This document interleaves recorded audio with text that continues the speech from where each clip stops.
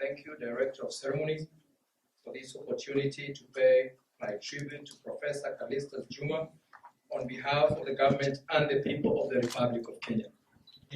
Distinguished guests, ladies and gentlemen, first allow me, Your Excellency, to convey to you and to the people of Namibia our heartfelt condolences on the passing on of the Honorable Theo Ben-Gurion, a liberation icon, an astute diplomat, and one of the great builders of the foundation on which Namibia stands today. We, the people of Kenya, stand with you at this time of grief, and we pray that his soul will rest in eternal peace, and the good Lord will condole the people of Namibia. Your Excellency, I also want to confess that when I received the news that we'll be holding this memorial lecture in honor of Professor Calestous Juma, and I communicated to my capital, as we always do, now you can know we report back home. It was met with a lot of exclamation. Others said fantastic, others said why? And it was not why questioning the intentions, it was a why saying, how can he be honored beyond our country? Your Excellency, this indeed is an indication of your generosity of spirit, you and the government and the people of Namibia, for taking the time and effort to honor one of Kenya's most illustrious sons by holding such a remarkable memorial lecture, to remember him for what he did, for his contribution to society and his contribution to this country, Namibia. I further wish to convey sentiments of gratitude from Mrs. Alison Field Juma, his widow, and his son, Eric, who even though could not join us here physically today, this evening, they feel very much a part of this memorial and are humbled. They are humbled by this selfless act to honor their beloved father and husband. Your Excellency, this gesture speaks to the generosity of spirit and to the abundance of virtue of gratitude by the Namibian people to their friends, whether living or departed, whether nations, institutions, or individuals. Virtues such as this, Your Excellency, are rare in today's increasingly self-centered world. It is indeed a loud proclamation that you value and you cherish friendship.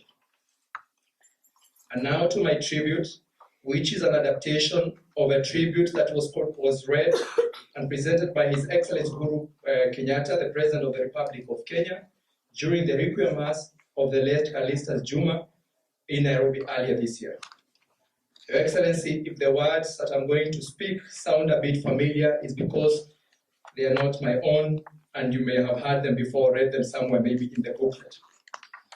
So I must honor so that I'm not accused of plagiarism. We meet here today to remember and to celebrate and to reflect on the life and achievement of Professor Calestous Juma.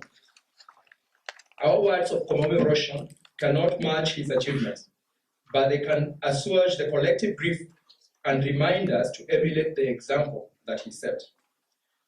Professor Calestous Juma enjoyed an exemplary career as a teacher, a technologist, and as an author and an authority on innovation.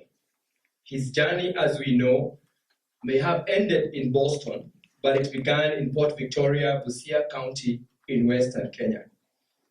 The dates have already been given by our Honorable Minister when she read earlier. And this is not far from the shores of Lake Victoria, which you may know, and is approximately 400 kilometers from the capital city of Nairobi. He was born in a rural area. The first act of his career was probably his graduation from a Goji Teachers College in Meru County, on the slopes of Mount Kenya, some 300 kilometers northwest of the capital, Nairobi. And from there, he went on to teach and to impart his love of learning to many. And before long, he had moved into policy work, founding the African Center for Technology Studies. He was later to become the Executive Secretary of the United Nations Convention on Biological Diversity.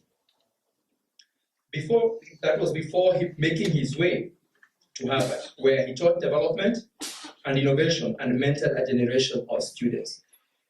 If you listen to what many of his colleagues in Harvard had to say, they say he was one of the more popular professors because of his accessibility and generosity in sharing his knowledge.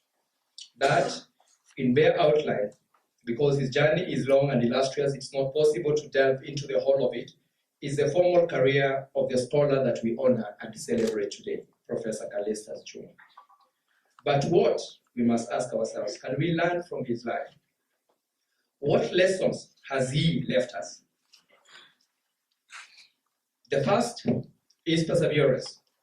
Professor Juma's formal teaching career began at rural Kenya and ended at the prestigious Harvard. That is the power of perseverance. That is the power of persistence. He simply kept going, improving himself and his students along the way. And that's a lesson that we ought to take to heart. And particularly, I speak knowing that I'm in an academic institution. And this is to say that your dreams are valid. You can go and walk and reach the heights that Professor Calestous reached and go even beyond. The second virtue that he taught us is to treasure innovation. If something didn't work, Professor Juma was willing to try something different. You have already heard his journey and his attempts at fixing things and fiddling with things. And if it could be done better, he would show how it could be done. He never gave up. Indeed, anyone who has read his book on innovation and its enemies will know that he understood resistance to innovation, but he knew that it could be overcome by patient education as well as institutional change. His clear-eyed devotion to innovation is now more important than it was when he began his career. And this is something that we can all learn from him. We therefore ought also to learn to love learning as he did. Indeed, as I said earlier, his appetite for knowledge, and more importantly, his generosity in sharing it was astonishing.